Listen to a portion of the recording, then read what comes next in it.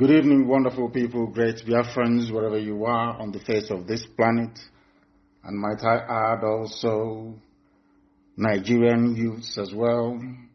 Wherever you are listening to us from, wherever you have joined us from this very evening, afternoon or morning, depending on where you're domiciled, we wholeheartedly welcome you to a very special and I believe landmark broadcast on this very day, the 10th day of January in the year of Most High Elohim 2021. The time now is precisely a minute past 7 p.m. in the blessed land of Biafra, and the same number of minutes, or should I say minutes past the hour wherever you are residing or listening to us from.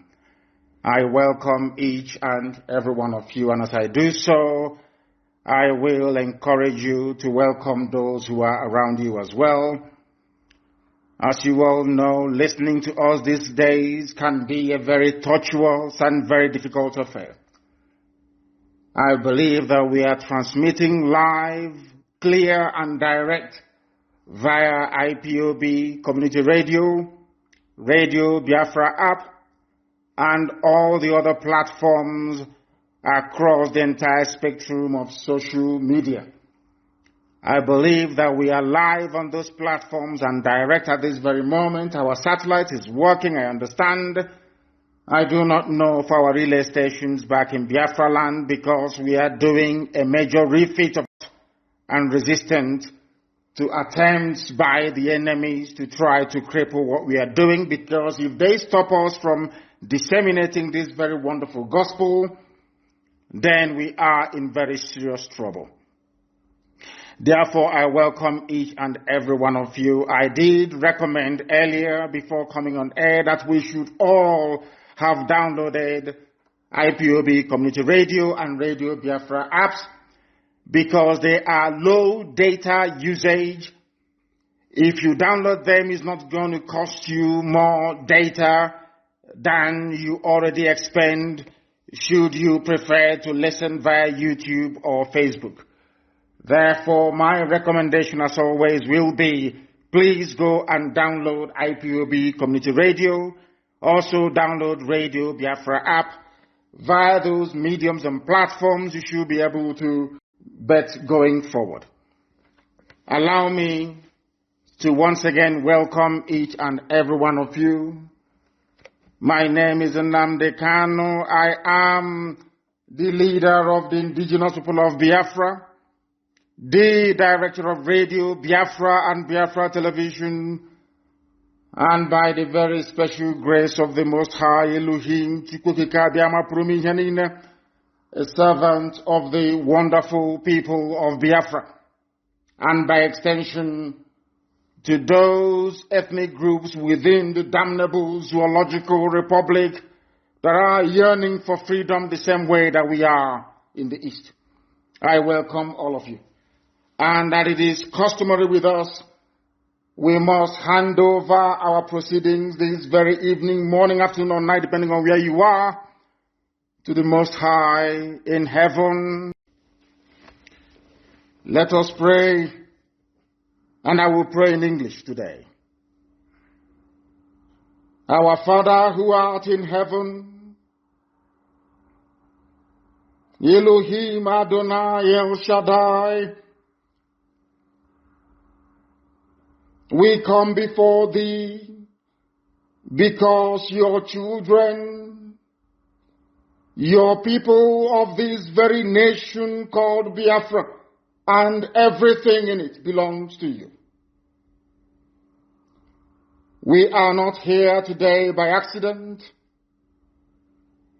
You are the one who created us and set us in this very land of the rising sun at this particular time in history for the glory of your name and your name alone. But our Father, people in this very nation, in the land of Biafra, some of them have decided to eat their own flesh. They have decided to turn against your very work, which is the restoration of your kingdom upon the face of this very earth, as was prayed for by Yeshua. Those we consider as brothers and sisters are in bed with our enemies, the Janjaweed Caliphate from the north. They have turned against your work. But your word always said that if we humble ourselves and turn from, that is why we participate in atonement every blessed year. And you have healed our land. You have given us Eastern Security Network. And that irrepressible march to freedom has commenced. May you heal our hearts, heal our land, remove bitterness and resentment from our hearts, and help us once again, as our ancestors did, to live like your children, under your grace, your mercy, and your eternal blessing. All this we ask in the name that is greater than every other name, Elohim, now and forevermore we pray. He said, as it is also usual with us here, we encourage you to have your pen and paper ready this very evening. Because at the end of this very divine process that we have embarked upon, the world will know that indeed Chukwukika Biama is our God, as we have maintained in times gone by. Before we came, there was none like us.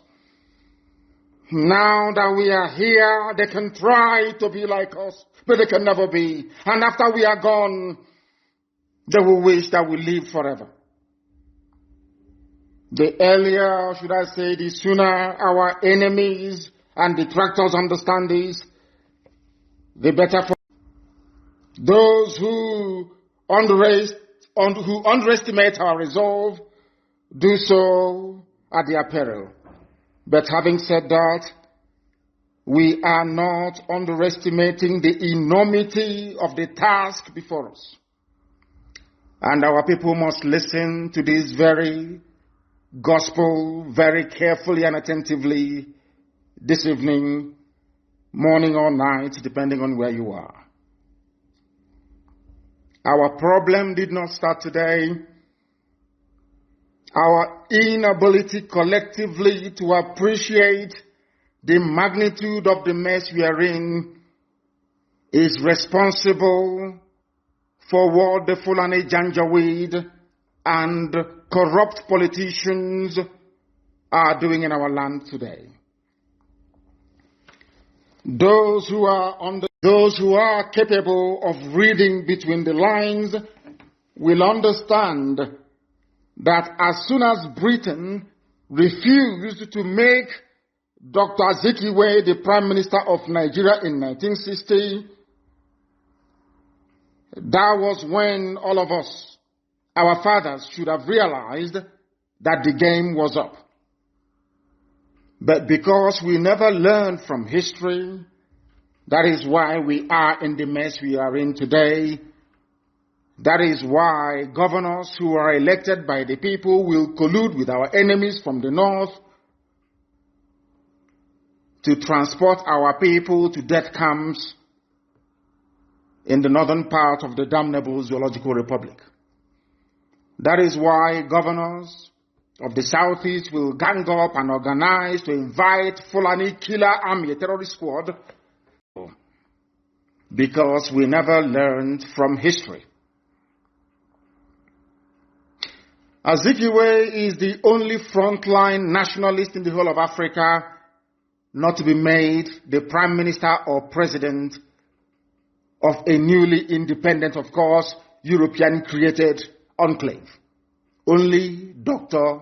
Nnamdi Azikiwe in the whole of Africa. In fact, in the whole of the world. Anywhere you have a frontline freedom fighter, at the end of that very process, that very nationalist or freedom fighter is made the head of state of that very nation. The only place that failed to happen was in the zoological republic called Nigeria. It happened to a Biafran, it happened to an Igbo man. Our people never learned and decided to tell us that they are going to deal with us. Some of you do not understand nor appreciate history. We are the only people, along with the Benin Kingdom, to put up a very stiff resistance against British encroachment into our land. We fought them for 40 years. 40 years. Remember biblically what 40 years is all about. Until Arochukwu fell in 1904. These are the things that our people cannot come to terms with. Because if you understand this very basic, or should I say rudimentary history, you will be forced to acquire some semblance of reasoning capacity. Because the problem that is mostly located in our brain. We do not reason properly as a people. Do not take it as an insult. No, not at all. It is a fact. When Britain refused to make Azikiwe the Prime Minister of Nigeria, we should have known that our time was up. That they were going to come for us sooner rather than later. What is happening in Nigeria today, a Nigeria created not by an African, a Nigeria created not by your ancestors, a Nigeria created not by gathering all the component ethnic groups together and asking them what they want, but a Nigeria created by a foreigner, a Nigeria created by those that came and took us to the Americas as slaves, a Nigeria created of the British Crown, a Nigeria created to serve one sole purpose, to make sure that as a people, we will never ever see economic, political, nor social advancement. Because those that created the place that you call your country, Nigeria, never had your interest at heart. Sadly, I would say very, very sadly, African nationalists failed to understand this. They wanted to be kings and emperors in empires they themselves did not conquer nor create, but created by a white man to serve the purpose of draining not just our treasury, but our mental capacity forever and ever. As long as Nigeria continues to exist, we would continue to be the last of the very last in the indices of human development right across this very planet Earth. There will be no freedom. You will not have the right to choose those that will represent you. If you remain in Nigeria, if the army doesn't kill you, the police will kill you. If the police doesn't kill you, Fulani terrorists will kill you. If they all fail to kill you, hunger and deprivation will kill you. There is only one solution: to kill Nigeria before Nigeria kills everybody else. What is happening in the zoo today is a very clever ploy by Britain. Not all British people, mind you, because there are wonderful people in Britain. But Nigeria was designed to hold us down, everybody. It doesn't matter who you are. Even the Fulani that you think are having fun, most of their people are suffering and crying as well. Only if they can settle down and listen to this very gospel and the ones we have preached before now, they will begin to appreciate our magnanimity, because we want to save everybody, even beyond the borders of the zoo. We want to save every African man and woman, child, every black person right across this very planet Earth. If they are willing and able to learn, then we all are going to be free. The task is huge. It is enormous. They are embedded. They control the media. Sometimes they even determine the narrative. They can say that an innocent man is guilty, and you all will swallow it. They can say that a guilty man is innocent, and all of you will swallow it. That is why it is very, very critical that people are educated, that they understand what is confronting them and be able to develop the ability to counter every move of the enemy. As you all know very well, the zoo, the media, not just in the zoo, but all over the world, they have been bought over, as you all know, very, very clearly. If we fail to do something about our situation, we would all perish. Unless you are understanding and discerning enough, you will not know that you are in bondage in the zoo. Our approach to these issues, or should I say my prescription, is tough love, not warm words that get you nowhere. That is why we do things the way we do them. That is why we give you the truth raw. Some people say we are insulting them. Some say we are rude, we are arrogant. We accept. As long as you understand that the message we are seeking to pass across to humanity is the truth. We are the indigenous people of Biafra, IPOB, under oath, I should say, to restore Biafra. Some people, when you ask them what is their religion, they may tell you, we are all the rest of it, Islam, Buddhism, just name it. But we want the world to understand why we are fanatical about Biafra and willing to do even the undoable to ensure that Biafra is restored. Biafra to us is a religion.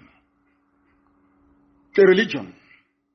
It is a way of reasoning and a way of life. We believe that the restoration of Biafra is not in the gift of man to give. No single man can ever give you Biafra. It is impossible. Biafra is the gift of the Most High Elohim to give. How we prepare and position ourselves on this very earth, both physically and spiritually, will determine them on the face of this very earth. That was why in His infinite mercy, Eastern Security Network was established to secure our land. And anybody foolish enough, anybody stupid enough to seek confrontation with us, as I have said previously, before you come to look for us, before you enter into our forest to perhaps die there, because you all will perish anyway. Look at Yemen, look at Somalia, and look at Syria. Let them be at the back of your minds. Whoever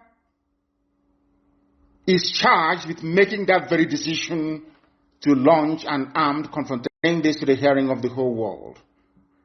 As you all know me, I do not do anything in secret. Everything we do is out in the open.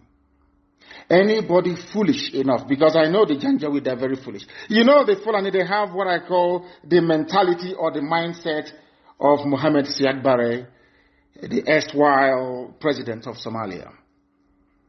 They never reason, they never listen. They are not intelligent enough to understand when the end has come.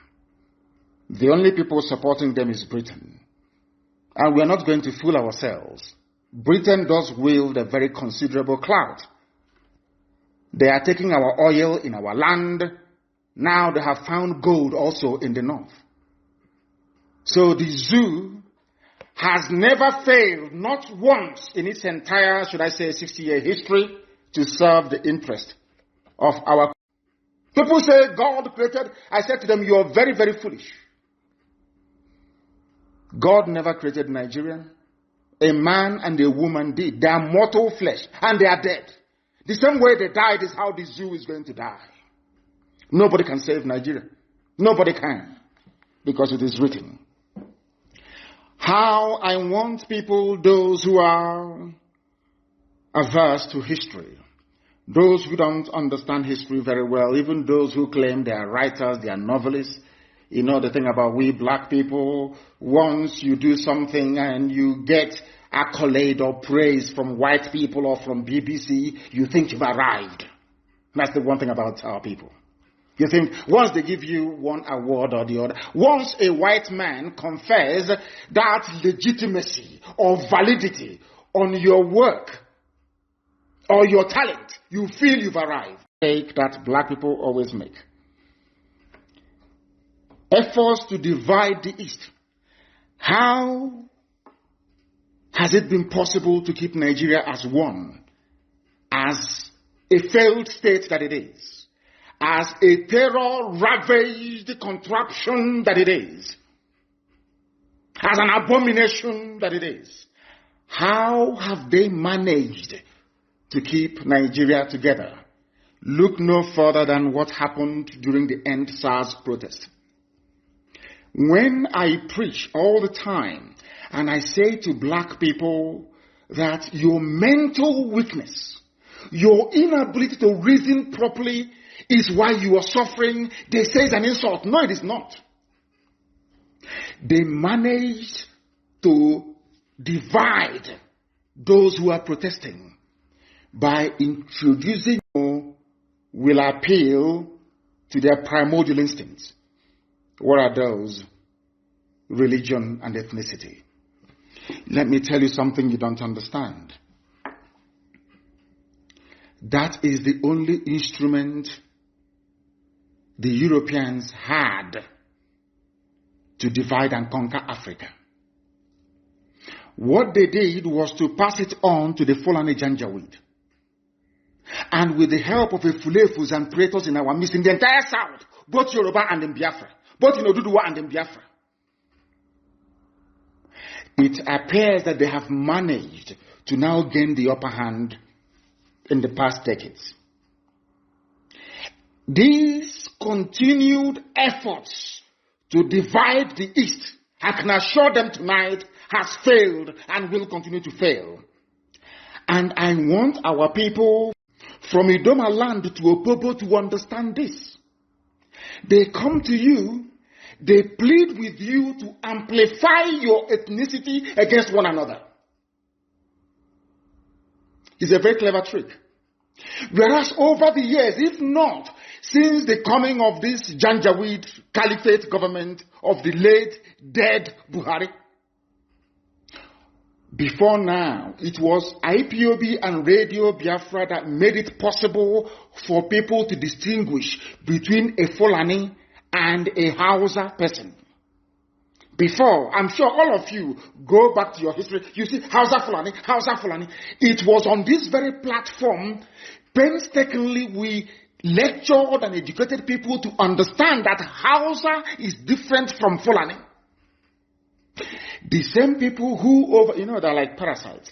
The same people who over the years have this cohesion between Fulani and Hausa together as one political bloc.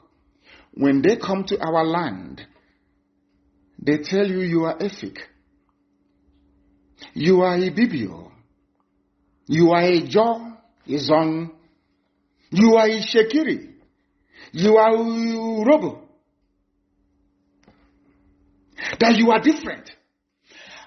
You must understand the reason why they keep harping on your differences, which in actual fact doesn't exist because we are all one people, is because it makes it easier for them to conquer you. Common sense.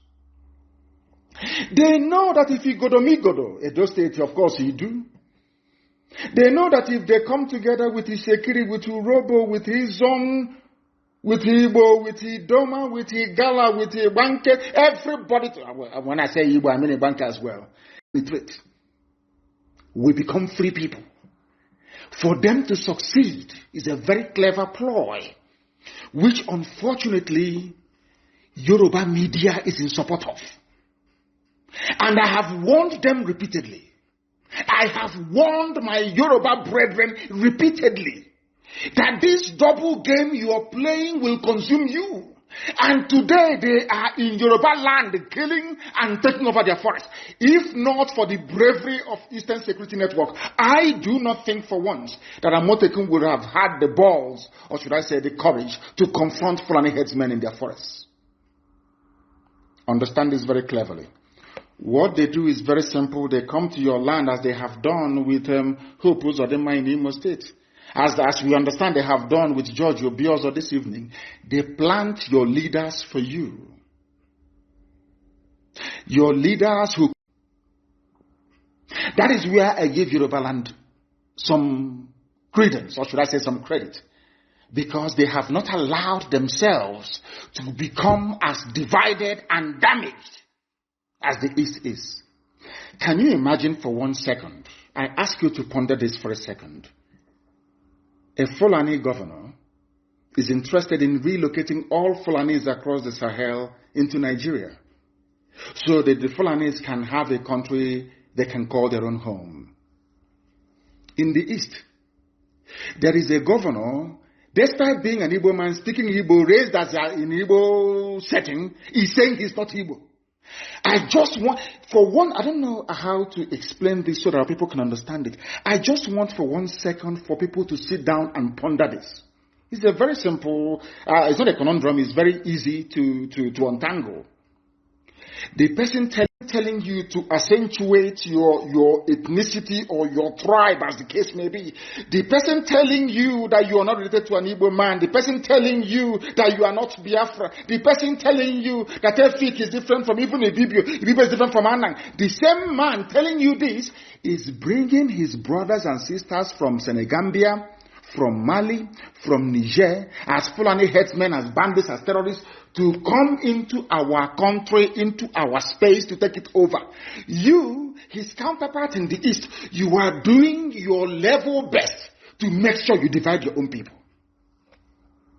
And when you go to some of these people, they will tell you that divided we fall, united we stand. And that was a very clever thing they did. And that was how they managed to divide us, weakening us and making it easier for them to plant Hope and to plant George Obiozo as Ohaneze president. I'll get to that later on. Britain knew that the light of Africa will come from the land of Biafra. They all know it all over the world. As I told you earlier, 2 years ago, I told you that I was at a meeting with UN officials in Geneva. And one of them said to me, it is not that we don't talk about Biafra or want our member states or nations to understand what is going on in the land of Biafra. But as soon as we mention the word Biafra, they all get up and walk away from the room.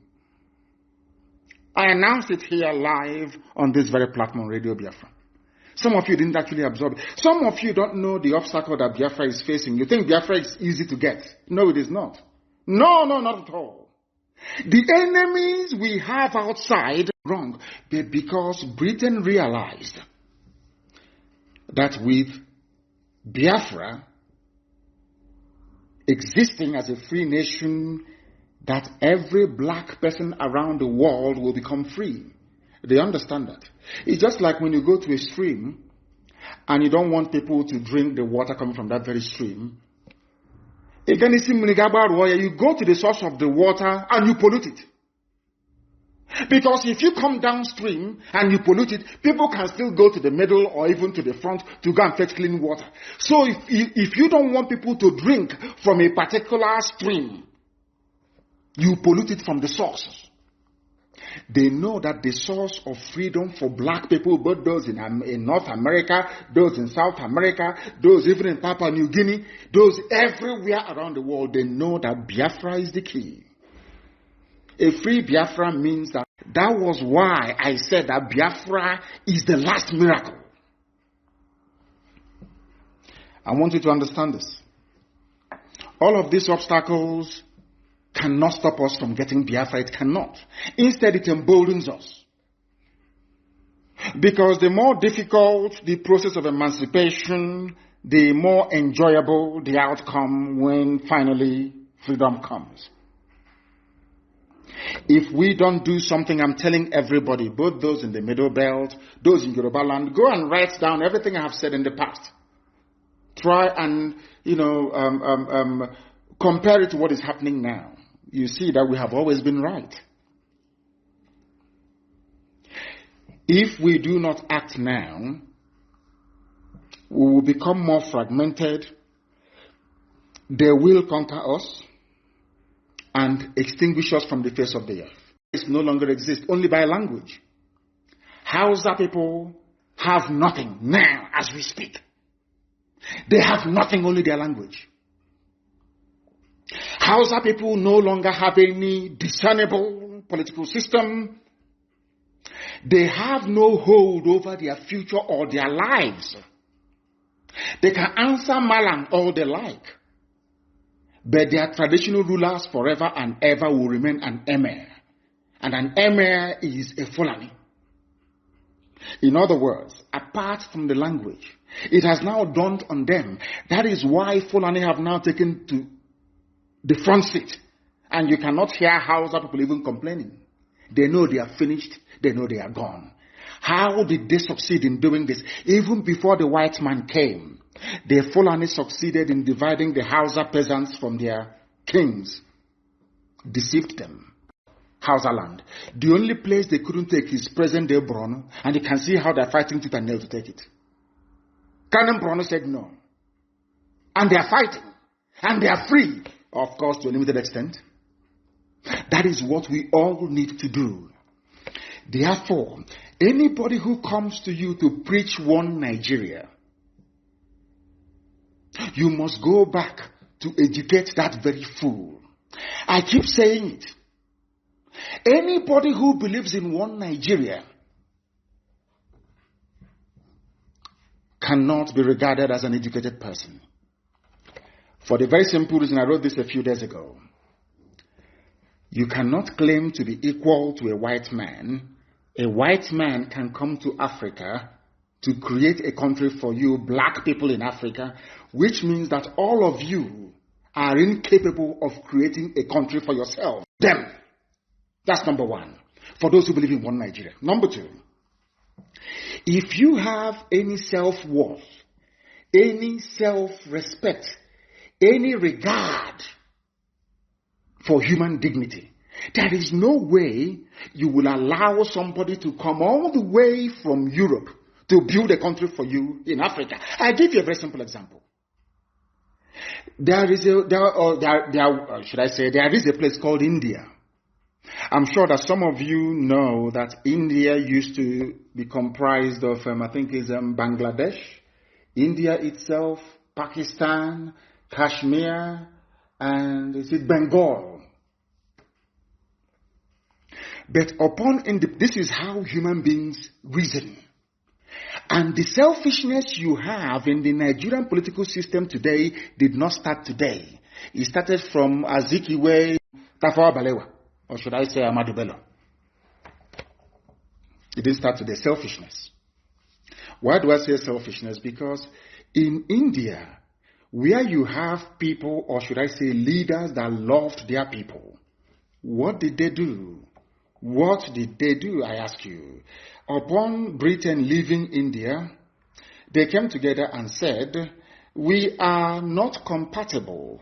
India, you are predominantly Hindu people. We in Pakistan, we are predominantly Muslims. There is no way we can coexist in the same country. So they sat down and decided to partition upon independence. Any sensible being, which we thought that Dr. Azikiwe was, should have realized, because the Sadwana of Sokoto told him, Ahmadu Bello told him that we are incompatible. Awolowo was to be together. They all knew that Nigeria was unworkable in 1957, 58, 59, 19. They all knew. Exactly with what is happening today, despite knowing that Nigeria was unworkable, because they are going to answer President, the Prime Minister, they will have beautiful houses in Ikoyi, in VI, they will be lording it over other people. They decided, out of expediency, to go for the rubbish that Britain created for them. And today, is India doing well? Pakistan, that is now offering to come and help the zoo to fight insurgency. I hope all of you can understand all of this. I hope you're following what I'm saying. Because in Africa, you people are not human beings. The white people, they see you, or should I say, they see you as animals. Forget all the pretense. Africa, you're better than you. Do you know why? Because they created you. They may be who you are. If as a man or a woman you are grown up, you are intelligent enough, you cannot build a country for yourself, you have to wait for a European to come all the way from Europe to build countries for you in Africa, that means you're an idiot. There is no difference between you and an animal. Absolutely no difference. It's not an insult. I'm just trying to make you... Now, put yourself in, should I say, in the position of those who are reasonable or sensible enough. Do you think that as a black man from Africa, you can go to Europe, you can go to Germany and create a country for them? Can you do it? Of course, the answer is no. If you cannot do it, then why did you allow them to come to Africa to create a country for you? After creating this country for you, half of Yoruba land is in Benin Republic. The other half is in Nigeria. One is French, one is English. And people don't feel ashamed of themselves. There is no people are not ashamed of themselves. We are Africans and we are black people for that matter, so by nature we are ethnocentric. We are very tribal by nature. We are not Europeans.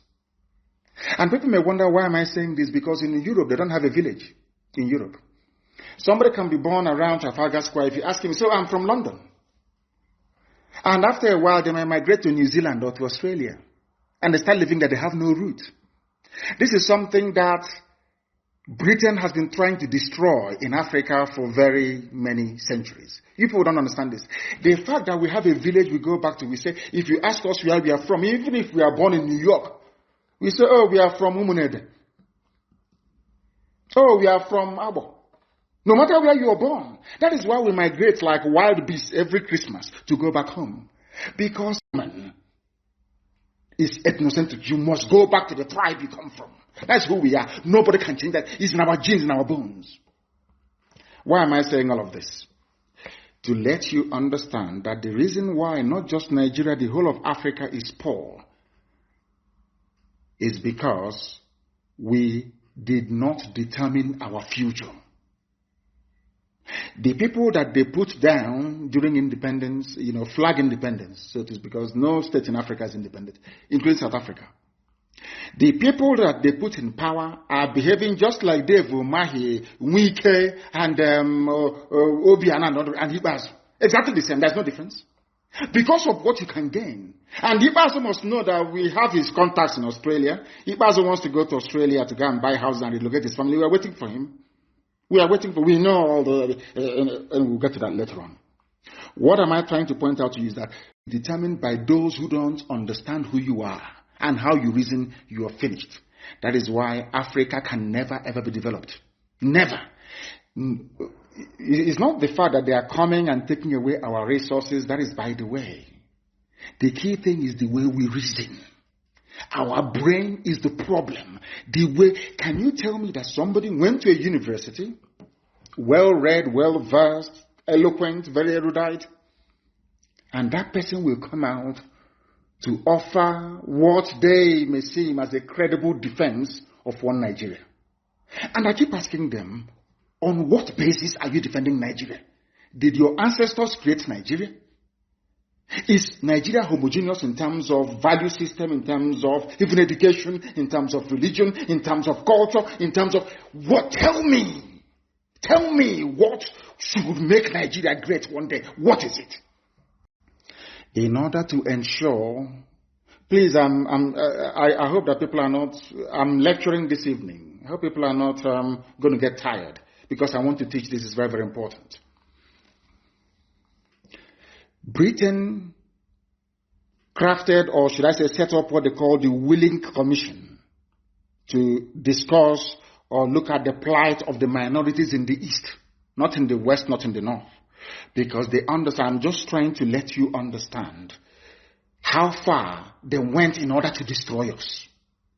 It was cleverly planned. Britain understood that divided they fall. Britain came and said, we are setting up the Willing Commission. The remit of the Willing Commission is to look at how Igbo people are treating Ibibio people, Efik people, Ijaw people in the East. That was why they set it up. Nothing in the West, nothing in the North, nothing.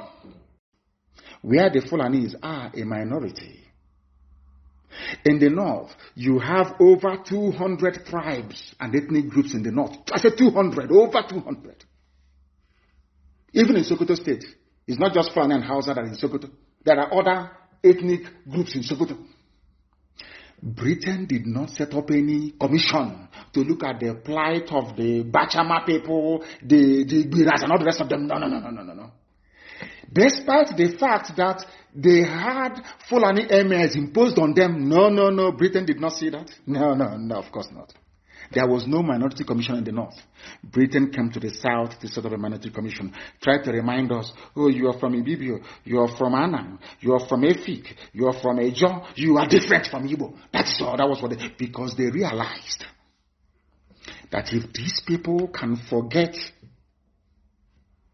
their differences of well, you know that God is miraculous. A wonderful God. You know, I don't know. It's like a code. This Biafra we are pursuing is like a code. One day you discover one thing, the next day you discover another, until we discover all the codes. We cannot be free. What am I talking about? Do you know that funny enough? All the states that they created and they called it South. In all of them, there are indigenous Igbo people in all of them, including Bayelsa. There are Igbo people everywhere. There are Igbo people. I don't mean those trading in Calabar, or in Oron, or in Eket, or in Ekotek. You know.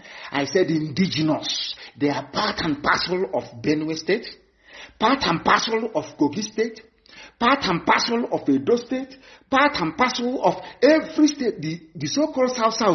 There are Igbo people everywhere. If you look at the map that they claim today are Igbo people of the 5 states, that is to intimidate you into submission. Any day you rise up to ask for Igbo people in Benue State, they complain.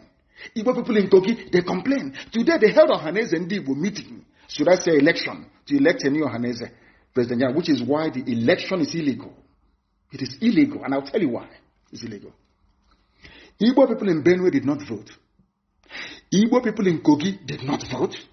Igbo people in Cross River did not vote. Igbo people in Akwa Ibom did not vote. Igbo people in Bayelsa did not vote. Are you listening to me? Igbo people in Edo, Ewanke did not vote. Ohaneze, but they're all Igbo people. Now tell me where Obiozo will derive his legitimacy from. I am touching upon all these things so that you can understand that the way you reason, your process reason, is what makes you a human being. How can you have Ohaneze and Igbo holding elections in Owerri, whereas Igbo people in Benue are not there? So what you're saying, those of you gathered in Owerri, is that those in Benue are not Igbo. We can dash them to Fulani Janjaweed. And do you know that those in Benue, they are called Northern Nigerians? Igbo people in Benue are Northerners. Are you aware of that? Igbo people in Kogi are called Northerners. Are you aware of that? I want you to reason, please. Reason only can get us out of this mess that we are in. Britain set up the Willing Commission to divide us in the East, and they did. Our failure to realize that we are one people is why we are suffering today. Of course, I admit, and let me also apologize tonight live on air to people of EFIC. Nnamdi Azikiwe removed Dr. Ayoyetu when they kicked him out of Ibadan, Yoruba land. Dr. Nnamdi Azikiwe single-handedly sowed the seeds for division in the East by removing Ayoyetu. And this evening, I apologize on behalf of IPOB, on behalf of every, conscionable Easterner, that what Zeke did was absolutely horrendous. It is awful, it is bad. Ayoyetu was doing very, very well. Dr. Ekpo married Margaret Ekpo from Anambra State. Some of you don't know that. Margaret Ekpo International Airport in Calabar is actually an Anambra woman. Some of you don't know that. She's an Igbo woman, of course. Some of you don't know, but we're letting you know tonight that we are one people. We intermarried. CBD came from that axis, Arochukwu, Abreba, Ejaram. We are one people. But Britain came and said that we are not the same people. And you see where we are. I'm from Cross River. I'm from the north. That's what they tell you. We are from the north.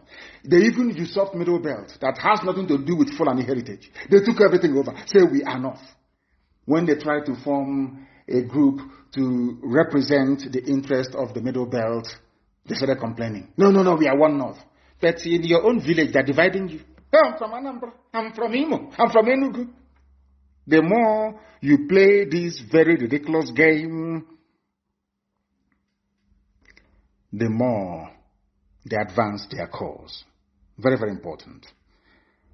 None of those at Enugu then realized the damage Ayoyetu's removal by Dr. Azikiwe would have caused in furtherance of the British agenda to divide and destroy us from within. I have apologized to the EFIC nation, and I shall do so again. We are sorry for the mistakes and division, the division that they brought to our land. We apologize. We are one people. And I have treated this very topic before, but it's very simple. If you say that we are not all one people, go and Google EFIC now. Go to your Google and search for EFIC. They will tell you the relatives, Ibibio and Igbo. They are all related.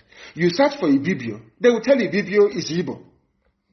You search for Anang, they will tell you that Anang is related to Ibibio, and Ibibio is related to Igbo. You go to Ijo, you do the same thing in Ijo, they will tell you that Ijo is related to Igbo. You go to Lower Benue, Idomaland, you ask them, they will tell you they are related to Igbo. They have 4 market days. You go to Ubiaja, which is the Eshan, it is the same thing. 4 market days. We are all one people. But because they plan, you call them governors, you call them House of Reps members, you call them senators, because they planted them in our midst, they empower them, they use Yoruba media to show them up. That is why we're in the mess we're in today. In actual fact, we are all one people. I said, don't take my word for it. Simply go to Google and Google Ejo. You will see their relatives that we see. We see Igbo there. Who is your relative? Is it not somebody who you're close to by blood? Is it not? We launched ESN. One of the strongest sectors we have is Bayelsa. The people who rose from Bayelsa say, "Oh, we want our own regional security."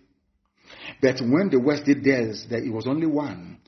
When the North did theirs, it's only one. It's only in our land. After launching Eastern Security Network, one idiot from somewhere in Bayelsa or from River State will say, "Oh, we want our own for a nation." These people are acting a script written by their Fulani Janjaweed masters. I want you to understand this very clearly. Now, there is another thing that these guys have cleverly done, which some of you don't understand, but I will tell you tonight.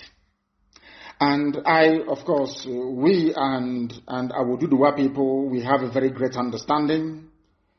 They know I have a lot of respect for them and regard for their history and what they have managed to accomplish. But there is one aspect of Yoruba people that you cannot reform. They are journalists, they are media. They are horrible. You know me, I speak the truth. Ordinary Yoruba person is great, is good these days. But their media, their media is horrible. Absolutely, because they're afraid of Fulani. Yoruba journalists is afraid of Fulani.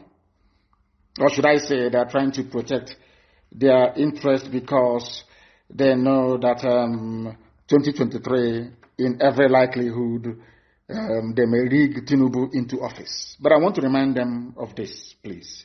Very, very important. Because anytime Yoruba newspaper writes about IPOB or Mazi Nnamdi KANU, my humble self, they will say proscribed, proscribed, proscribed.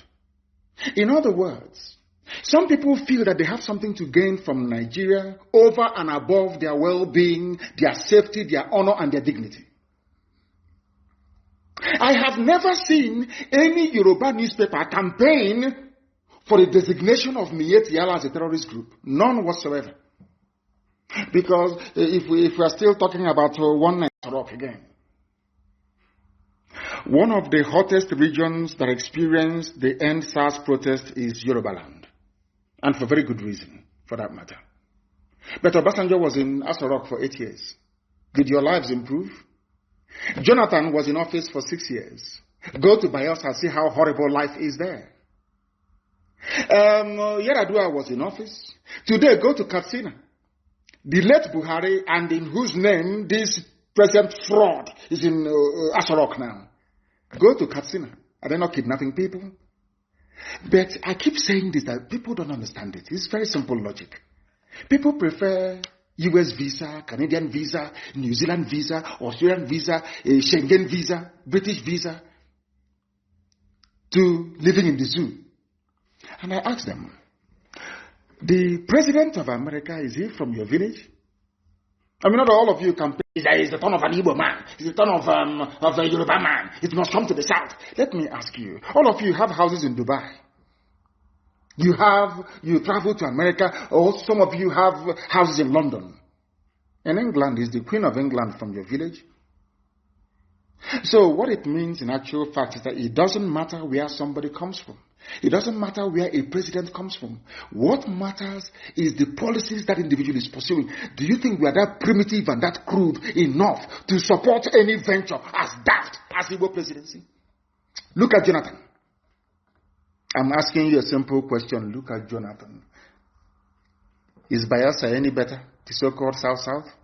Look at Yoruba land.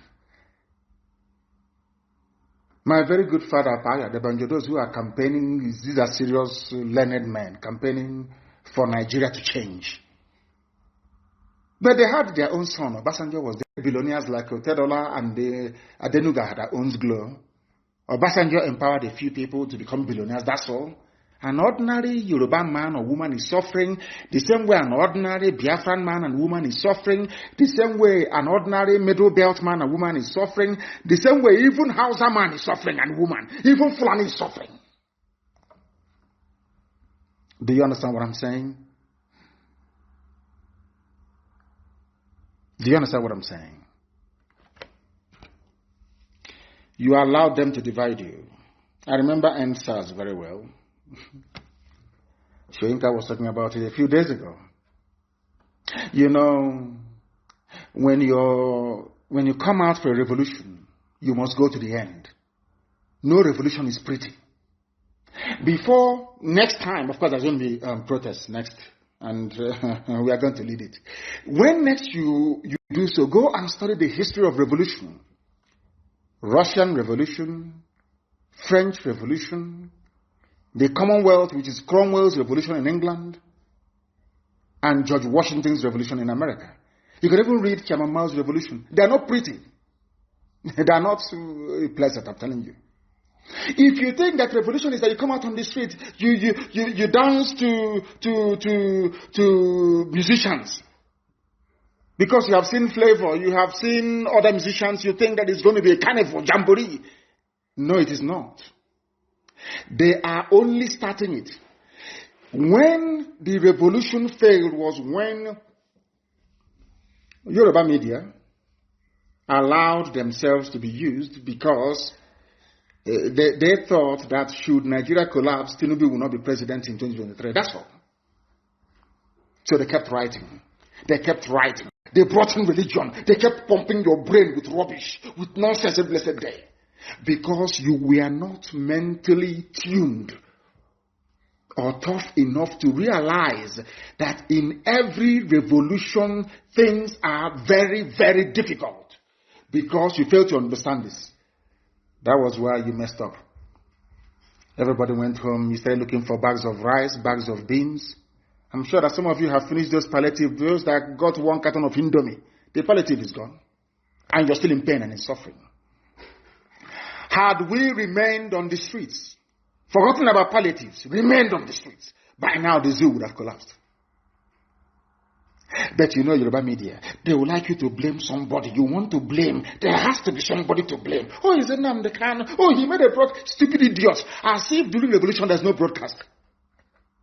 Go and read Chairman Mao. In China, they call the Bolsheviks. In Russia. Go and read about Oliver Cromwell. Oliver Cromwell caught the King of England, King Charles I, and cut off his head. You know what he said to Charles before he killed him? I want to prove to you that your blood is not blue but red like ours.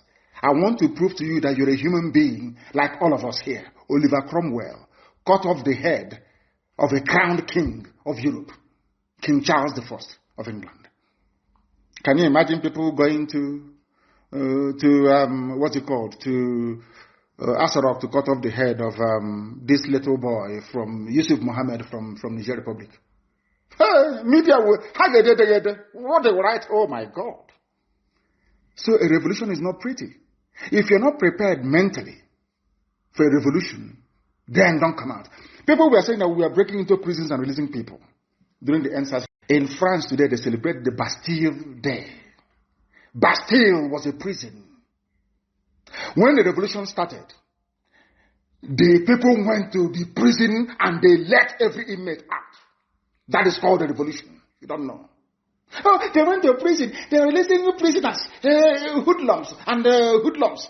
Idiots. They failed to realize that it was a revolution. A revolution. You have finished your two packets of Indomie from warehouse. Typical black people chasing food. Today, where is that food? You have eaten it, you have been to the toilet, it's over. And you're still suffering, you're in pain. And I reminded that was exactly what Che Guevara said when he came to Congo to fight. Che Guevara said, I cannot, when he went back to Latin America, they asked him, why did you come? He said, I cannot stay in Africa. An African man of his freedom before his stomach. He always wants to eat. Food, always. That was why he came back and went back to Latin America. The reason why I said this was because the Yoruba media is a problem in Nigeria. I'm telling you the truth. They have messed everything up.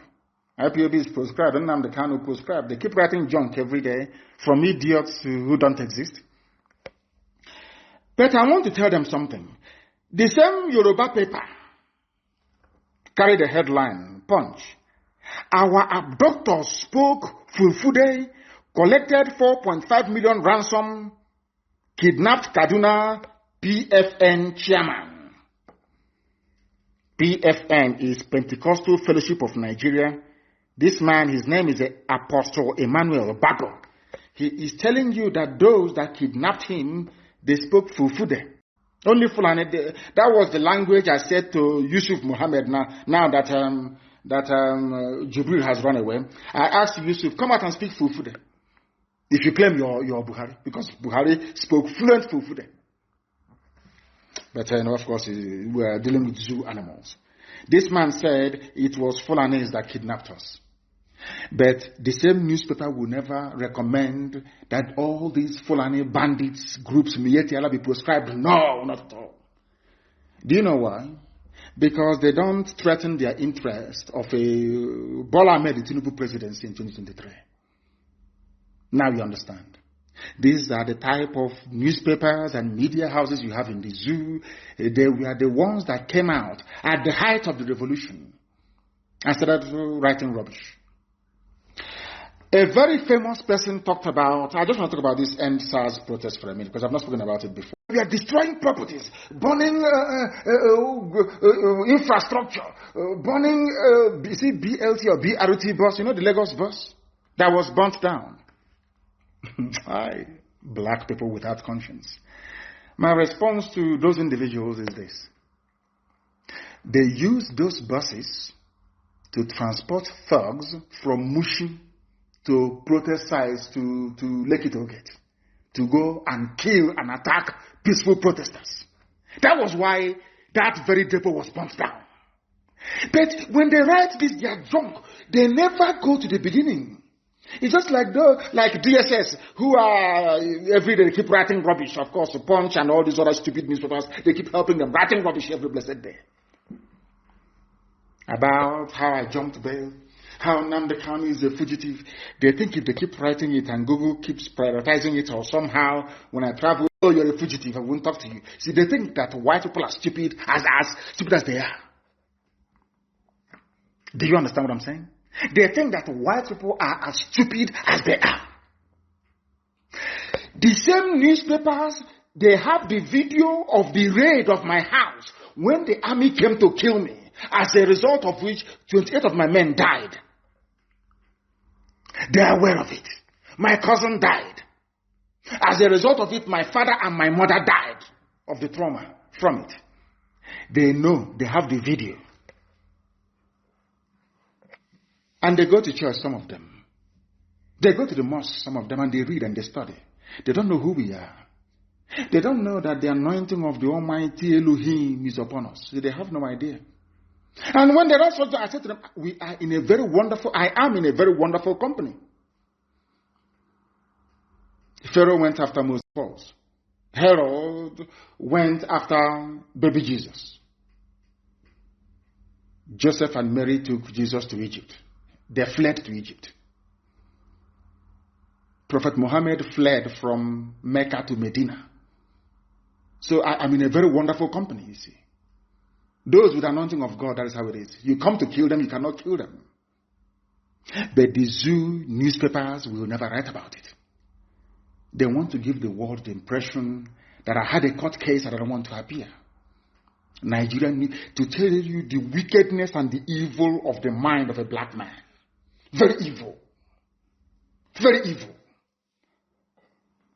And I don't want to blame DSS for what they are doing. They are doing their job, trying their best to be a propaganda organization. They are doing their best. But I want to let them understand, the newspapers in the zoo, Vanguard, that I am in a very good company. When they talk about those who escaped or who survived the state-sponsored assassination, when you mention Moses, you mention Jesus, you mention Prophet Muhammad, then you mention Nnamdi KANU. Now you understand it, don't you? Those who are killing and abducting you in Kaduna are Fulani people, according to Apostle Emmanuel Bako. But out of fear and timidity, Yoruba newspapers will not write about or write against Fulani Janjaweedism, because they want a pot of porridge in 2023 with Tinubu presidency. Typical black people. When their wives are pregnant, the editor of Punch newspaper, when the wife is pregnant, she will go to America to go and give birth. And I ask them, in that America you're going to, is Biden that is now coming in a Yoruba man? But in the zoo, Nigeria, you're writing about those morons in the East are writing about Igbo presidency. But your families are in America and all over Europe. Is Boris Johnson from your village? People want a country that is run properly based on policies, not the ethnicity of the idiot in Asarok. Very simple. Shagari was a good man. Shehu Shagari was a wonderful man. He's a Fulani, but he was a good man. I'm saying my own, how I see it. Do you know that the best development that ever happened in the East happened when, or should I say, after the miracle of Dr. Michael Obara? There was a period of decay and disaster until Shagari went in and Mbakwe went in. Mbakwe will go to Lagos to go and plead with Shagari and came back empty-handed. They called him the weeping governor. But anytime he meets Shagari and asks for something, Shagari will always give it to him. Do you see that? Some of you are very small. Iguacha Enugu Expressway was very, very beautiful, I assure you. Shagari built it. Fulani man. Because he had good policies. It didn't matter who was in Asorok or in Dodam Barracks or whatever, the State House or whatever. Rubbish, they called it then. The policies were good. Even when Mbakwe asked us to pay survival levy to build Imo State Port, everybody did. You can see that Mbakwe was working. It was actually a Yoruba man, the last military administrator of Imo State before Mbakwe took over. It was him that started the Zinati Clay Factory. A Yoruba man, a military administrator of Imo State. You know what this man did? This man made factory in his village in Yoruba land. I've forgotten his village. But go and Google it. The last military administrator handed over to Mbakwe. The man said, oh, I have this factory in my village. It's very good. Oh, they use clay. They make bricks. They make roof tiles. They make everything. It's wonderful.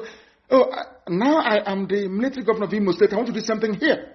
The man actually started the project in Ezinnachi. A Yoruba man. Yoruba military governor of Imo State. What am I trying to prove? That it doesn't matter where you come from. The policies you pursue is what matters.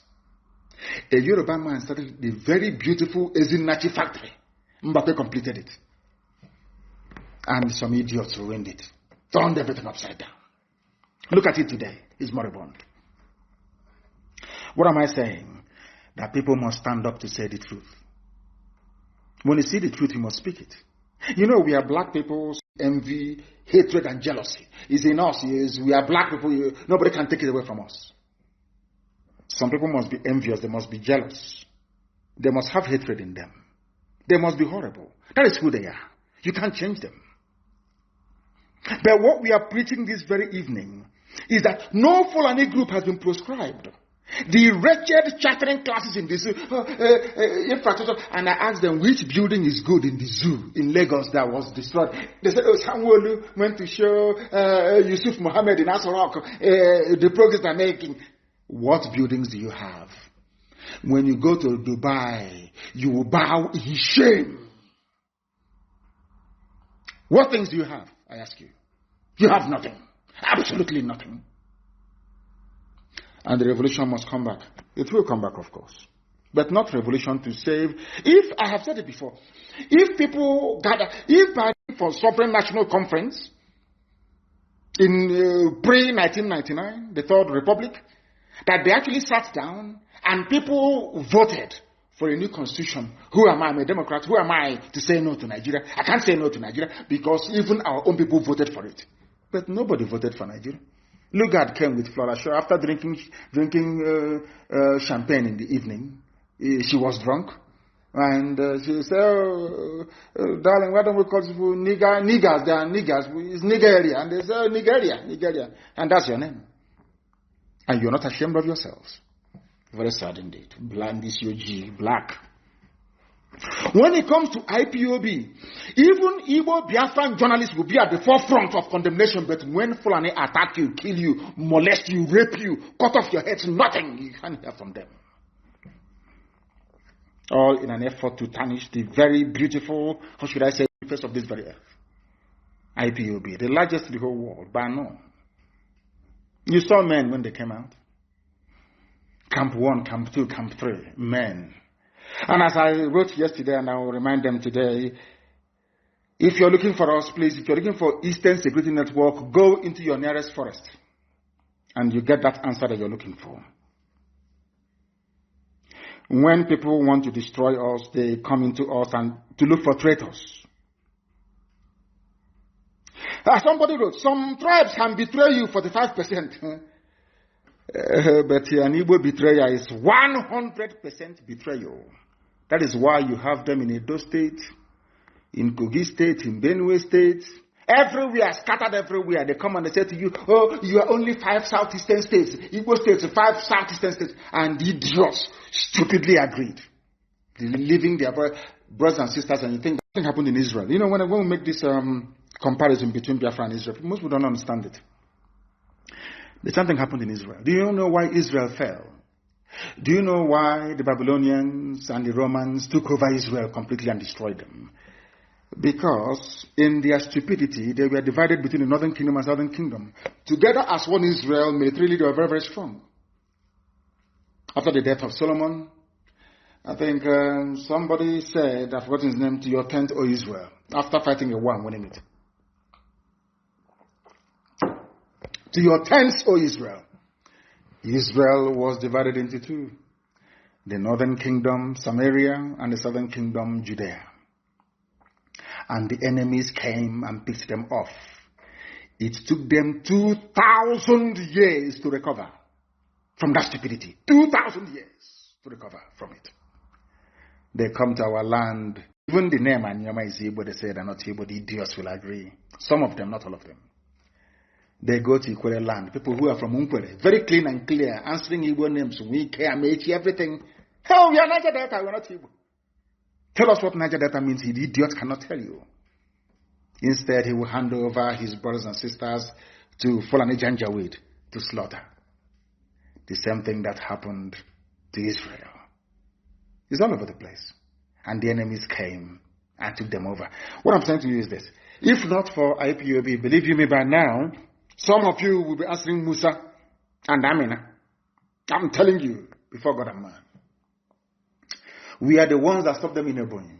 All the years I've been telling you, we've been stopping them. You didn't believe me, did you? It's only now that we are now proving to the world what we can do. They cannot take Ebonyi State. Umahi is a madman. They can't take Ebonyi State. If you stand in our way, you will go down.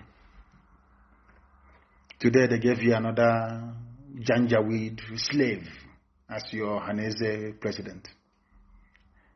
He doesn't know where he's coming from. He doesn't know where he's going. His job is to make sure that Fulani settlements continues in our land. He's a learned man. He claims he's a professor. He was the ambassador to USA, ambassador to Israel. And I asked him in Israel, who are the founding fathers in Israel? Who created Israel? Modern day Israel. Of course, it's God Almighty in heaven. Who created USA? God Almighty in heaven. He served in places where God created all those nations. He's coming back to support a project that was created by a man, a mortal flesh, and named by a woman. And he's a professor. And he plans to support his good friend. How Fulani Janjaweed managed to do this to us? They always speak idiots. They get Yoruba papers and some Igbo stupid journalists to write about them glowingly, and that's it. Apex Igbo organization is basically an extension of Fulani Yetiala Janjaweed organization. They kill your children. You cannot come together to form a security outfit. You want to do state by state. But everywhere else, people band together as a region to float security outfit. Now that we have done that thing you weren't able to do, to support it is a problem. Because the masters in the north will be upset. They'll be very, very angry. Now you see how stupid some of them are. But some of you may still go ahead and support them. That is your business. The Ohanese election is illegitimate and cannot be recognized anywhere in the world. Instead, I'm canvassing very seriously for World Igbo Congress to take over the affairs of doing what is social, cultural, whatever. World Igbo Congress should rise to the plate and do the needful. They must do the needful because Ohanese will kill all of us. I'm telling the truth. These people are evil. They have the money. They give them money. They pay the Vanguard correspondent in Enugu. They pay Guardian correspondent in Owerri to write Apex.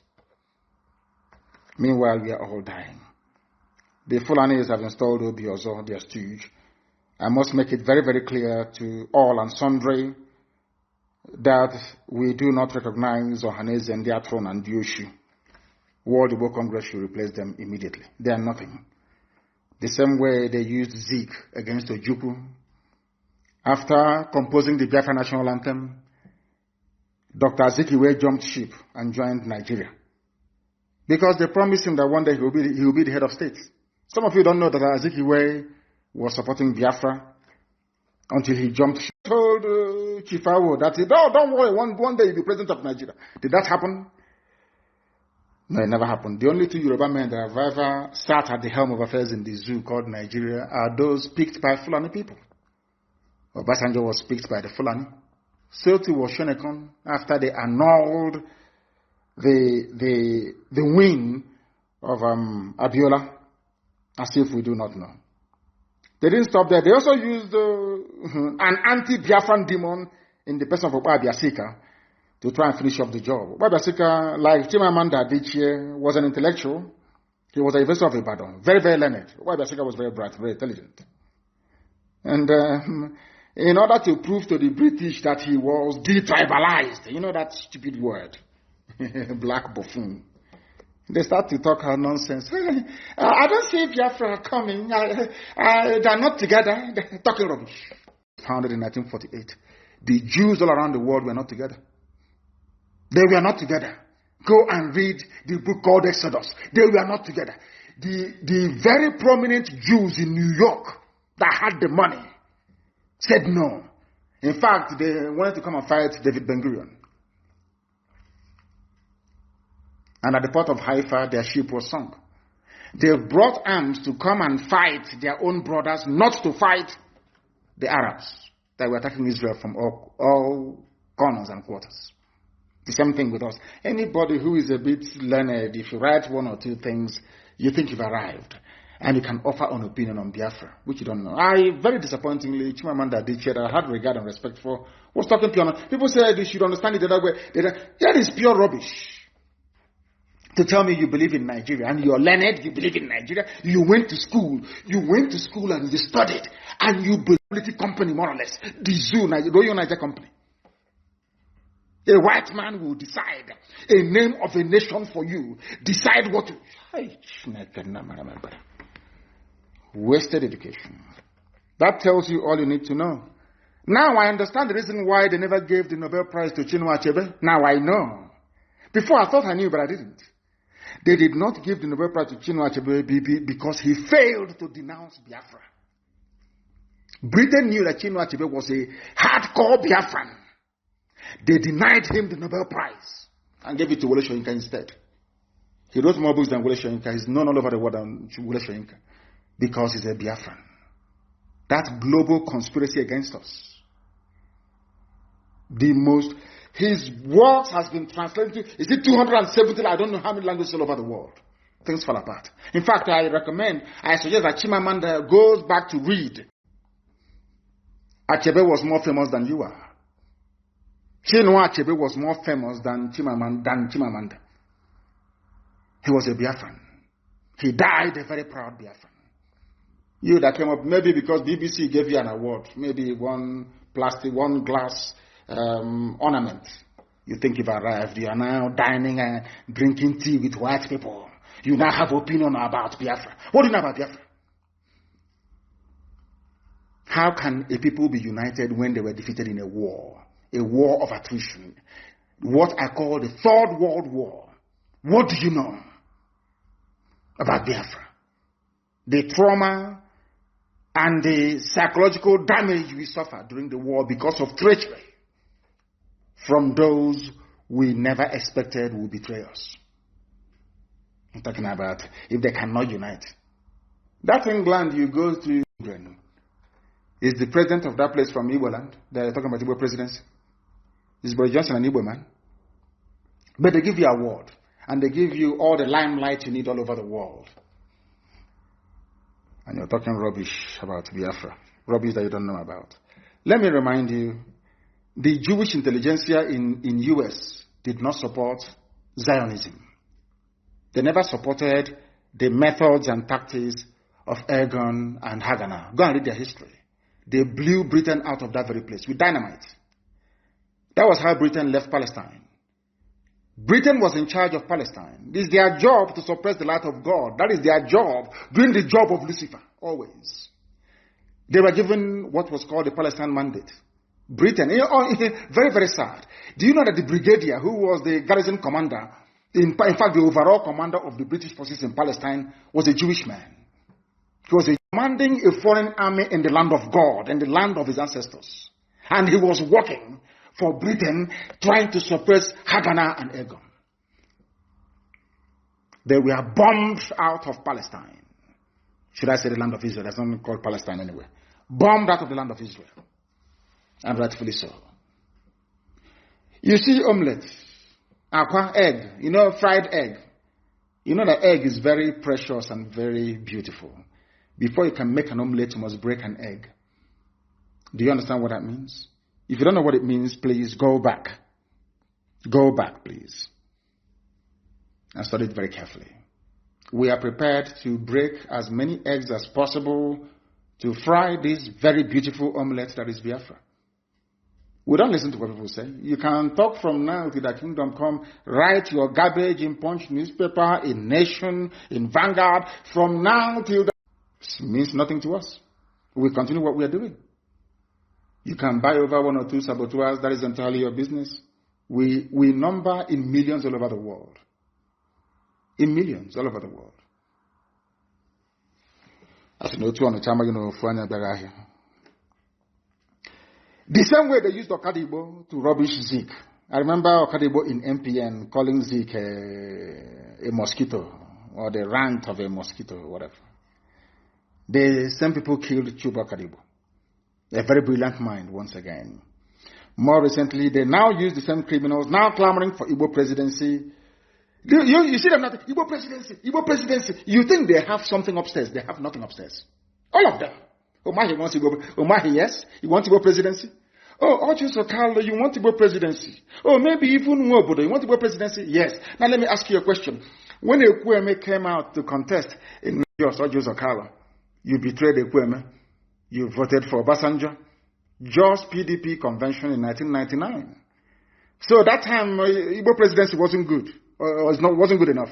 It's now that you want it, yes? And now let us go to Dave Umahi. Your own brother Peter Obi who contested with Atiku. Under your own political party, you were in PDP. But you delivered Ebonyi State to APC against your own brother.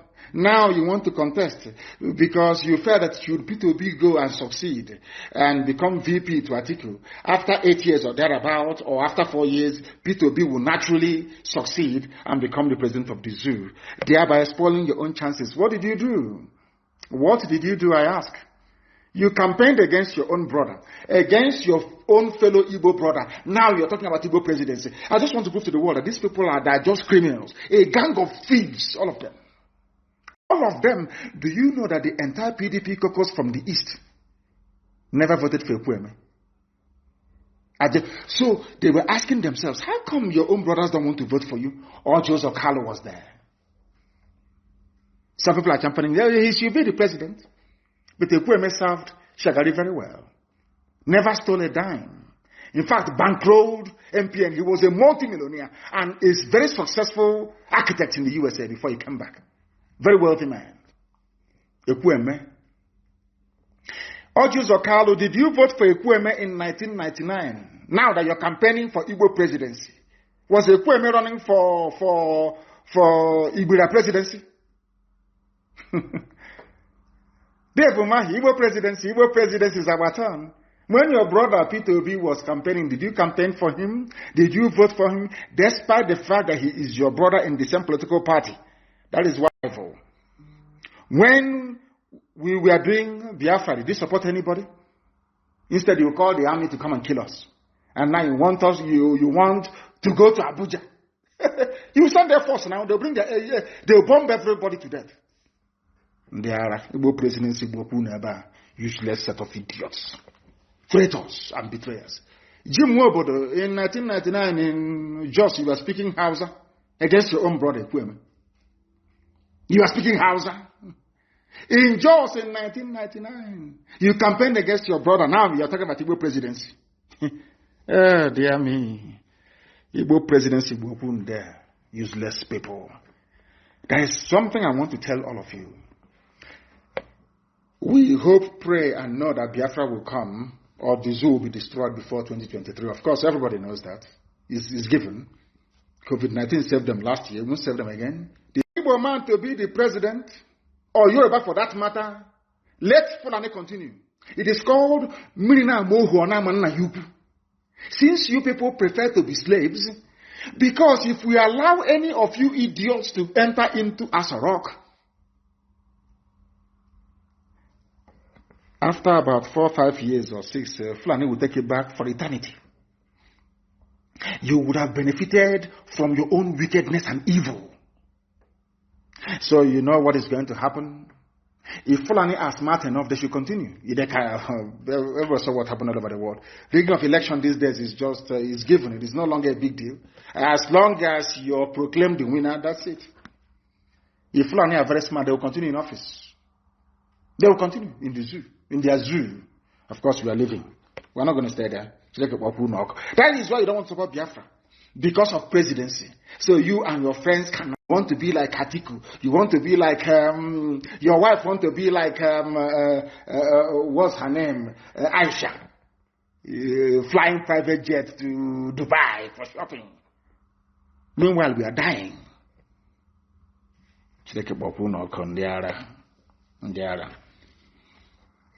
We want people to understand this. DSS especially. No matter how many groups, fake groups you create. Because every day you create a fake group. Igbo, Ohaneze, Igbo in the diaspora, including men and women and children. This group now says, we don't want to listen to Nnamdi KANU. As if writing this junk will make any iota of difference. Do you think it makes us more popular? Of course, yes. Do you think it will make any difference? Will change our mind? The zoo campaign, some of you never realized this. We outnumber the Nigerian army by 100,000 people to 1. They are nothing. We outnumber them. We outnumber the Nigerian army. Do you see when people came out on the streets for NSAS protests? They were nowhere to be found. Nowhere to be found. We outnumber them. You people must prepare for a revolution. A very bloody one. Very, very bloody, I tell you. As I said, if you don't know what is involved in a revolution, please don't come out. What we are not going to allow are Fulani terrorists from Mali and Senegambia to take our land over. It cannot happen.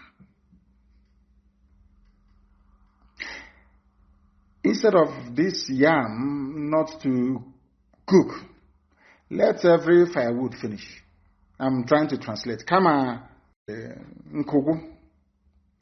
And things are going to happen. Don't say I didn't warn you. I'm telling you now, people. Who did you tell? Did you tell us? I am telling you now that things are going to happen. If you're looking for Eastern Security Network, please go into the nearest forest. And as I pointed out, as you're going, make sure that you have written your will, because you will die there. Go and check the history anywhere in the world. Once you raise a gun, you don't bring it down until you're successful or until you're dead. One of the two must happen. So anybody thinking that we are going somewhere, you are grossly mistaken. It doesn't matter who you're working for. It doesn't matter the intelligence agency you're working for. It doesn't matter how you try to couch your stupidity, ignorance, and treachery. It doesn't matter the language you're trying to use. We are pursuing freedom. And the zoo doesn't understand peaceful agitation. We took our people, destroyed synagogues. You need what? So you want us to fold our arms again? They will come again and they will arrest people and they will kill people again? Of course not. Anybody who does that is a complete idiot. Complete idiot. Those that they appointed in the Umar he is trying to appoint, they want to set up a parallel security outfit. I say, go ahead. Nobody will even turn up. Go ahead now. You can get your political party agents, as you did, get them into upper auditorium or whatever auditorium you have in Abakaliki and give them some money. And that's it. We are the largest mass movement in the world. Now that our people in America are waking up, we can sustain the defense of our land for 1 million years. That's one thing the idiots don't understand. Our people are in the USA. Many of them, very, very many of them. They can sustain this very campaign forever and ever. We are not going anywhere. We are not going anywhere. We are not going anywhere. This is a live presentation. The time now I believe, is approximately, should I say 26 minutes to 9, is that correct? Yes, I believe so, to 9 p.m. in the blessed land of Biafra. I don't want us to underestimate how difficult this very battle is. We are fighting Britain, we are fighting neo-colonialists, we are fighting every major interest. Do you know how many oil companies you have? You know, some people say, oh, why don't you go to, what have you done in America? This. There is ExxonMobil, there is Halliburton. Very wealthy companies. Very rich. They are campaigning that Biafra should not come in America. They are Americans. I went to Israel with the zoo, making so much money from the zoo. After attending a meeting at the Knesset, they will go to Knesset and they will talk to Israeli lawmakers. The same lawmakers that I have spoken to, they will go to Israel and be speaking to Israeli lawmakers, asking them not to support IPOB, not to support me. Israeli businessmen, because they're making money from the zoo. Do you know that in Italy, Ajib was writing to a judge in Italy, telling the judge not to grant IPOB family members asylum in Italy? Ajib petrol that you have in Biafra land. Because they think that once Biafra comes, that at least we'll put meter and ask them to pay for what they're taking from our land. They don't want it. Britain doesn't want it. Do you know how many enemies we are fighting? Do you have an idea? How many enemies we are confronting every blessed day? I want you to go to Google now and type in IPOB. You will see some stupid news. Even go to Biafra now. Is news about Jello Biafra that is Vanguard, Nation newspaper, Punch, and Sun. Do you know that they gave them very huge amounts of money in December to attack us and to attack Eastern Security Network? Go to Google now and type in Nnamdi KANU on your Google search. All the news about me is about this group said no to ESN, repatriating Nnamdi KANU. All bad news. They give money to, they paid Google as well. They give money to Vanguard and to Punch and all these idiots. They write their junk. Then they boost it. They go to Google and ask them to boost it. So when you search on Nnamdi, if I go to your office to speak to you, of course, if your secretary books an appointment to see me, the first thing they will do is to go and Google to say, let's find out who this person is. They will see all that news. You don't know that's what they're doing? You people, I don't actually think this very tight. I think it's easy. That was why some people gave up and started building hotels. With the money they gave them to fight for their fire, they started building hotels. Because they know how difficult it is. They know it. Because how about our own people? Even those who are working for BBC. People don't know the mess we are in. But by the special grace of the Most High Elohim, we have defeated all our enemies. They know how determined we are. They know how resolute we are. They know we're not going to back down. They understand that very well. So maybe they're trying to end their pay. These are journalists that went to school, that read about ethics. Most of them are Biafrans. They're Igbo. But they still write against us. Not that they don't like what we are doing, but because if they see road, they want to take the bush. But we are not giving up. A lot of people are banking on us. Not just Biafrans, but right across the zoo and beyond. People listen to us all over the world. They tell me, they write to me, they tell me, they listen to you. We listen to you all the time. We listen to Radio Biafra. What you people are doing is marvelous. Keep doing it. So you think people are not listening? Of course the whole world, they are listening. Right now, in Abuja, there's no movement. Everybody's listening to this very gospel of redemption. That is to warn them that we're not going back. There are killings everywhere. Insurgency. People don't know of insurgency. It never dies, you know. And I will tell you how we are going to kill off the zoo. I just hope and pray that they come looking for ESN. I'm praying they do. Then they'll open up another front in the east. Then I will just be waiting for our Oduduwa brothers to try and join the fray. And the zoo is gone. To tell you how stretched they are, they only sent 1,000 soldiers to Enugu. Only 1,000. From the north. In every barracks we have in our land, there are not up to 1,000 soldiers in them. They are not up to 1,000. You see them on patrol with their hillocks with AK-47 killing civilians. Even the one at Fege, they are not up to 1,000. All these are the same thing. They are not up to 1,000 men. It's just intimidation and fear. And using is the turn of our village to confuse and deceive all of you. But we have run them into the ground. They cannot succeed. Not now, not tomorrow, not ever. Anybody found in the bush in our land, and you are not ESN, we will treat you as a terrorist, and you will die there. Once we see you inside our forest, you are dead meat, you are gone. It doesn't matter if you're zoo police, it doesn't matter if you're zoo army. Once you go into the forest and you're armed, you will die. Don't say I didn't warn you. The zoo police can be moving about in their cities, that's their business. We don't have a problem with that. They can do their joint patrol in the city. We are looking for terrorists in the bush. If we find you there, we will treat you as one. We treat you as one. Simple as that. Their soldiers are being killed all over the place. Who doesn't know that? But they are moving the few they have down to the... That is how the zoo is going to implode. We stretch the army. They are committed in the north. They will be committed in the east. And then it's over for them. And let me warn every family. If you're from the Middle Belt, if you're from Oduduwa, and they send you down, you might as well tell your family you will be coming back, because you will die. I can assure you, you will die. God is my witness, you will die there. Ask those that came before you. Ask them those they sent before, where are they?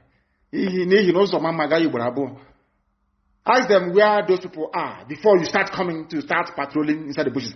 And if you are a PG, a traditional ruler, aspiring Abuja Sabotua, politician, and you think you can act as an informant, you are wasting your time. You too will go down. If you don't know, let me tell you. NSAS must be revived this very year. The sins of the murderers who are politicians must be visited upon them. They are locking up people without trial. Our people are in a Ahoda prison, locked up by Wike without trial. Imo State is something without trial. They kill with impunity. People that say, what you're doing is not good. It's anti-democratic. But to pick up somebody's child or husband and lock them up for 2 years is not a crime. In a Ahoda prison, people that did nothing. Take them to court, they won't take them to court for trial. Judges are more interested in collecting money from us. Biafran judges, they won't take money from us. Do you know how much we spend on legal fees and bail perfection and filing application every week? You have no idea. You have no idea. But Chukwukabiyama is faithful, always. The inconsistencies of those that call themselves intelligentsia is sickening. You cannot have one foot in the zoo and another foot in freedom. Both are incompatible. Nigeria is the exact opposite of freedom. Anybody who supports Nigeria is a criminal. Is a hardened criminals with their television stations. If you fall for it, then you are a fool. I have given you reasons as to why Nigeria should not exist. And it will not exist. They have nothing. That is why insecurity, Nigeria needs foreign help, says Shoyinka. Even Ekuremadu wants international intervention. Fulani herdsmen have taken over Ondo State, according to Pastor Giwa. Shoyinka is a learned man. He's asking for the preservation of one Nigeria. And I told you that they have an army that cannot fight. Their army can only kill civilians. I'm telling you the truth. That is why I'm very glad that ESN is armed. Because they are even Shoyinka, Nigeria, be patriotic. They are asking for foreign help. But when it comes to killing civilians, you don't ask for foreign help. I told you before, Nigeria never defeated Biafra.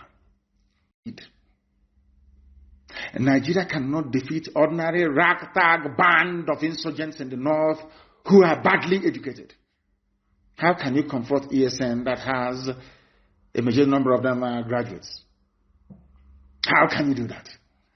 When what we use, we produce ourselves. How can you defeat such an army? An army of volunteers. How can you defeat them? I'm asking you. How? Where can you even find them to defeat? I feel sorry for the zoo, honestly. I feel sorry for the zoo. Again, on another note, a lot of people are asking us if they can be part of the Sub Africa app, and I say no to it until we determine who set it up and for what purpose. They can do what is called data harvesting. They can harvest your data and give it and sell it to the zoo. Please be very careful. There are other platforms that our people are developing, and they get to do that. But as we go forward, maybe during my next broadcast, we're going to use it. During my next broadcast, we are going to use it. It was sent to me. They did very well. They did very, very well by sending it to me. And as we move forward, I do hope and pray that we'll be able to use it. What is the name called again? It is called MateTweet.com. MateTweet.com. I think it is one of us that developed it. People have been asking us to develop something. We have developed something. And MateTweet.com. Go and register there. It's called MateTweet. Is MateTweet.com. MateTweet. MateTweet.com. Go and register there, because by the grace of the Most High Elohim, I will be broadcasting there next. My page, my official page, there is Mazi Nnamdi KANU. Go and try and follow. We have an alternative, and we are going to be using it. As I said, please, we are also going to develop an app as we go forward for messaging. This Sub-Africa, we need to know who owns it. Zoo can pay anything to discredit or to destroy what we are doing. We don't want to join a platform that tomorrow they will harvest information and sell it to the zoo. No. But in the meantime, Signal is very strong. And I'm hoping to leave WhatsApp myself in the next 4 days. So we are going to go over to Signal. Everybody should go to Signal, please. Go to Signal and leave WhatsApp alone. Go to Signal. Go to Signal for the time being until we develop our own app. As I said, there is a chat forum you can join. It is called MateTweet. MateTweet. Very, very important. They've been developing it since last year, and it is now here. You know, we do everything. We know what Britain did to us with air, land, and sea blockade. So we're not going to be going begging anybody for arms. We will build our own in our land. God gave it to us naturally. Scientists are born in our land. From your mother's womb, you're a scientist. We have them. And we are putting them to very good use. And you must also pray for them. As you pray for ESN, you also pray for our scientists. Very, very important. And coming to IPOB, please. You know this, I think they're doing us. Facebook will suppress them, cut them down, do this, do this. You are making us to be creative. It was what they did to us between 67 and 70 that led us to believe or to decide that we can no longer rely on any country to supply us the weapons. We build it ourselves. We get it from you, we replicate it. We build it ourselves. So... oh dear. Zoo, I feel sorry for the zoo, honestly. I feel sorry for the zoo. For us to succeed, we must do something within IPOB family worldwide. We must be disciplined and have a sense of discretion. That is the key. Nobody is allowed to form a cabal or group of friends to advance any selfish interest. Everything you do, you must do for Biafra. For Biafra and Biafra alone. And let me also warn every principal officer of state. When you are appointed into any position, that your position is temporary. You may be relieved of your position or assigned to a new post at any given time. Your service is dependent on your performance. And I have instructed our head of DOS, Mazi Nnamdi, to draft an undertaking, a document, which will be signed by every principal officer of state to abide by these new rules, because we have gone into a very decisive and dangerous phase of the struggle. And to those of our brothers and sisters that left the zoo, army, and police to join this revolution, you are welcome. But you must understand that what we run is a highly disciplined volunteer army. Volunteers only, please. And we don't want the very ill discipline and character of a zoo soldier to contaminate what we have in us already. We are highly disciplined. If we eat, you don't know. If we don't eat, you will not know. People running around and sending out voice, I don't want to hear of such again. Our volunteers don't do that. We are highly disciplined. If you're leaving the zoo army to come and join us, you must also develop the mind of a volunteer. I will also instruct Mazi Nnamdi. We have appointed our officers to take charge of affairs in the USA. A memo will go out to that effect in the coming days. America and Canada will be divided into provinces. Each of the provinces, or should I say regions, will be independent. There will not be any national coordinator for the US because it's too big. Neither will we have one for Canada because it's too big. But there must be an oversight council as well to bring them together should the need arise for them to undertake any project as one United States of America. But in the next few days, a memo will be issued detailing those we have placed control in the United States of America. There will be about 4 or 5 regions in the USA. All of them will be independent of one another. But there will be an oversight committee as well. If you want to support ESN, please don't give us food. We don't want zoo to poison food and give it to us, please. The only thing that can happen is financial assistance. And an account has been announced in the United States of America for this very purpose, and people should use it. There are no multiple accounts in the USA. USA, they are doing very well in terms of financing this very movement. And for very many years, I used to castigate them and say all manner of horrible things against them. I didn't know that they were waiting for ESN to be launched. And as soon as ESN was launched, most of them came out, I must be honest with you. Most of our people in America, they have woken up in a massive way, and we welcome them, all of them, to this very noble family. You don't have to be in IPOB to support what we are doing. And when we say Eastern Security Network, it starts from Edo all the way to Cross River. There is no need for anybody anywhere to open up any other security network. We are everywhere. After this program, I will also post the video of our people in Akwa Ibom, of our volunteers in Akwa Ibom, made up of Ibibio, Anang, Oron people who have come out to defend their land under one banner, under this very IPOB, by the special grace of the Most High. So I must warn everybody, please, do not, and I repeat, do not give us any food. ESN, we know how to supply the food to avoid contamination. Very, very critical, please. And what we are doing, go back and study the history of Ekumeku. And Britain will tell you more. Go and study the history. If you are part of what we are doing, go and get a fresh palm from Omo. Put it in your mouth so you will not speak. Because careless talk costs lives. Do not speak to anybody about ESN or what they are doing or what they intend to do. If you do so, if you open your mouth and speak, you will lose your tongue. As simple as that. We are not joking. We are no longer joking and cannot joke. We have lost too many people.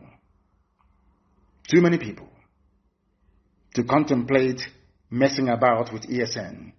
They are our first and last line of defense between darkness and we, the children of light. We say very, very jealously, nobody should say anything about ESN. But as I said, there are no more terrorists in our forests. That I can assure you. They had the best Christmas ever. They came, some of them, even the actors and the actresses, they all came back home. Because they knew that ESN is there. Forget all their stupid propaganda. There was one stupid police, is it the IG of police, that said that ESN, see how foolish they are. ESN is propaganda. Oh dear me, propaganda of 10,000 men. And counting. I said to them, if you say we don't exist, go into the forest. On that note, we have come to the end of our broadcast this very evening.